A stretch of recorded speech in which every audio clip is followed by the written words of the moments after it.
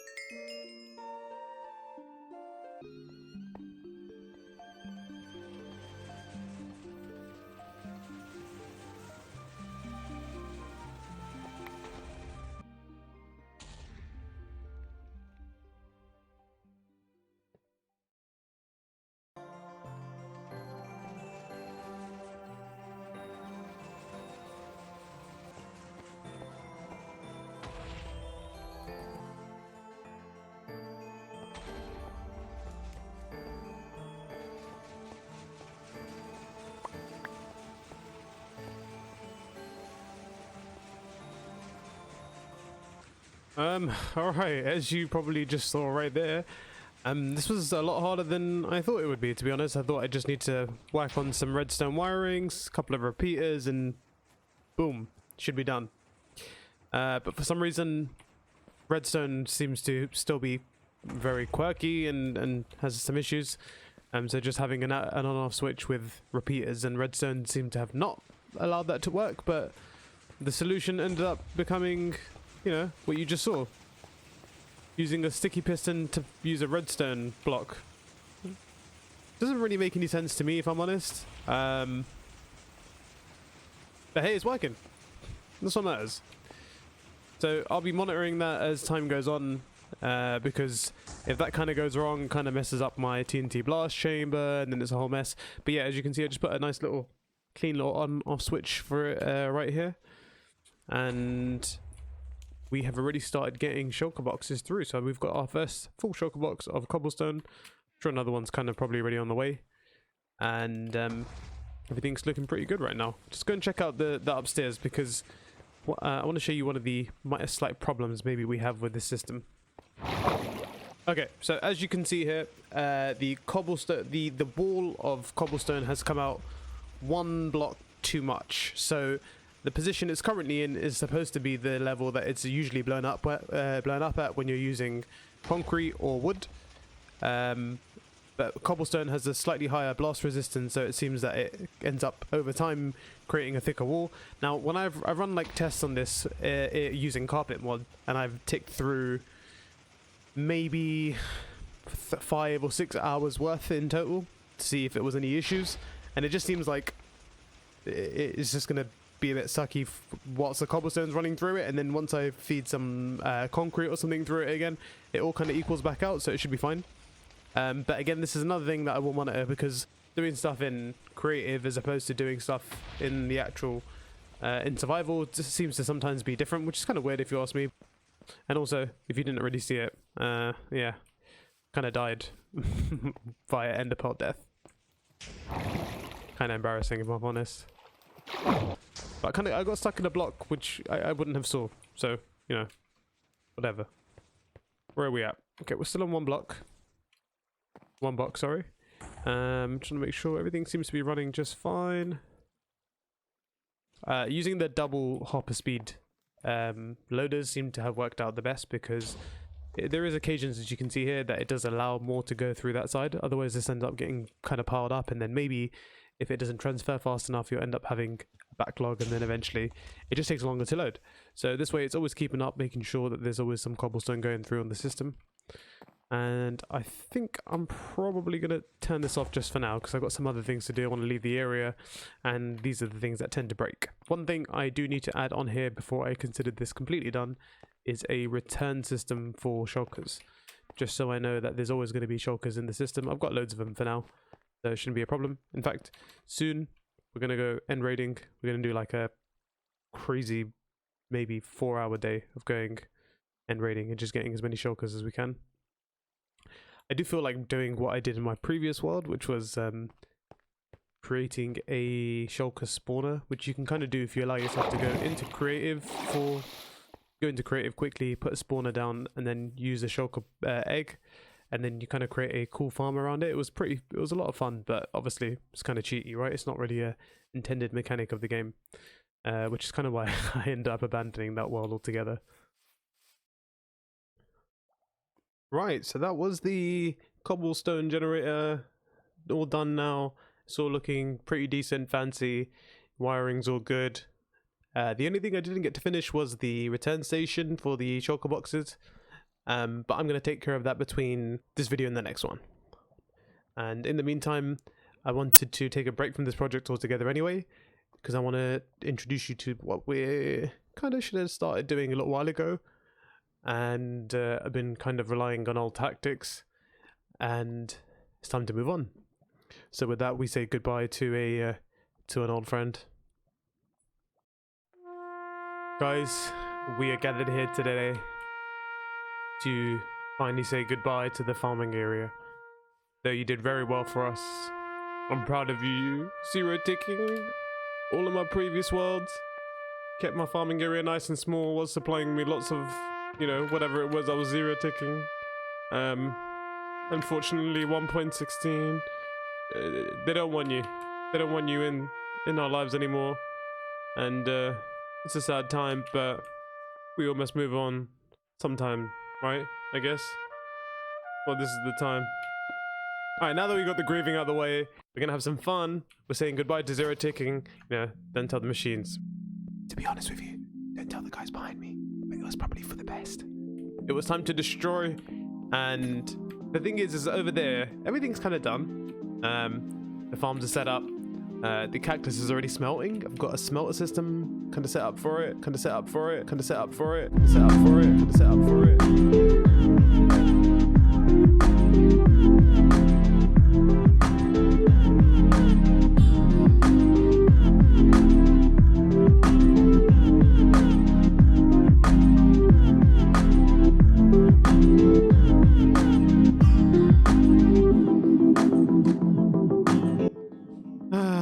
To go 1, 2, 3, 4, 5, 6, 7. Oh my god, there's so many layers.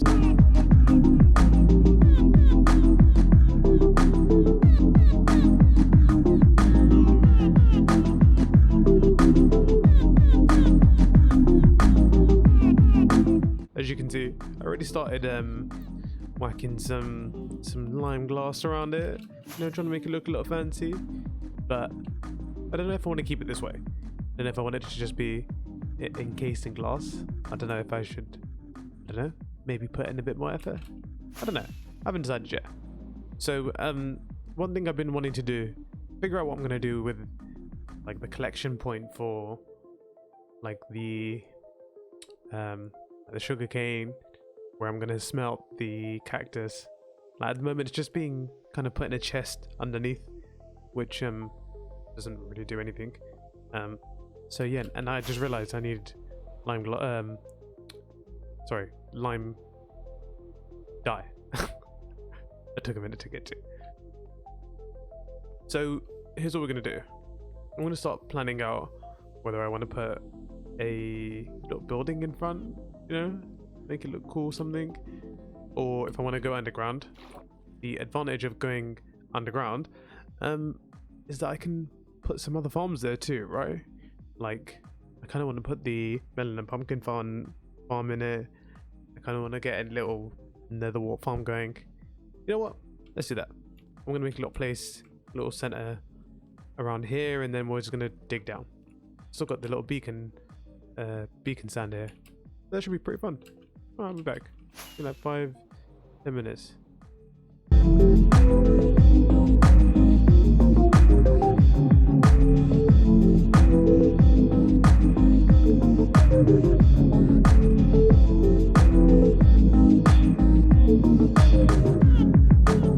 So I've done a lot of fleshing out of some area, kind of like just underneath, both underneath and kind of like onto the side of the cactus. I'm still gonna have to figure out how I'm gonna get the sugarcane into this area. I'm sure it won't be too difficult, but yeah, something to consider. Yeah, so I made this little hole. You know, it's a cool hole. It's my hole. I'm here enjoying this hole, but I am gonna eventually do something with it. So as you can see, I cut this little section of the cactus farm up.